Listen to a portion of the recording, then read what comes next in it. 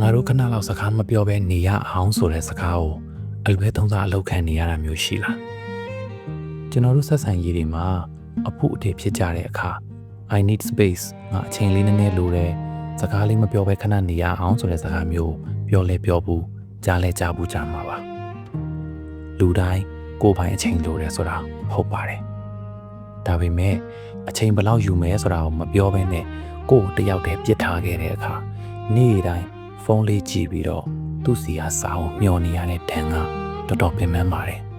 တကယ်နားလည်မှုရှိတဲ့ဆက်ဆံရေးတစ်ခုမှာ space ယူတယ်စကားမပြောဘဲနေတယ်ဆိုတဲ့အချိန်ကခဏလေးပါ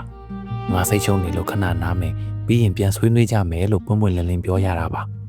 ဒါပေမဲ့တမင်သက်သက်အဆက်အသွယ်ဖြတ်ပြီးတော့ကိုယ့်ကိုပြရာခတ်သွားအောင်လုပ်တာကတော့အဲ့ဒီ space ကိုလက်နက်တစ်ခုလိုသုံးနေတာပါ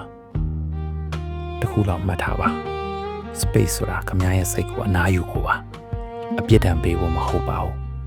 အဲ့ဒီလိုမရေမညာခံစားချက်တွေကြားထဲမှာဒုက္ခရောက်နေတယ်ပိတ်မိနေတယ်ဆိုရင်ကိုယ့်ရဲ့ပျော်ရွှင်မှုလေးကိုအတိအမှတ်ပြုပြီးဦးစားပေးဖို့တတိယပေးပါဗျာအေးချမ်းပါစေဗျာခင်ဗျားတို့ရဲ့ခံစားချက်လေးတွေအမြင်လေးတွေအတွေ့အကြုံလေးတွေကိုလည်းထုံးစံတိုင်း comment နဲ့မှမျှဝေသွားလို့ရပါတယ်ကျေးဇူးတင်ပါတယ်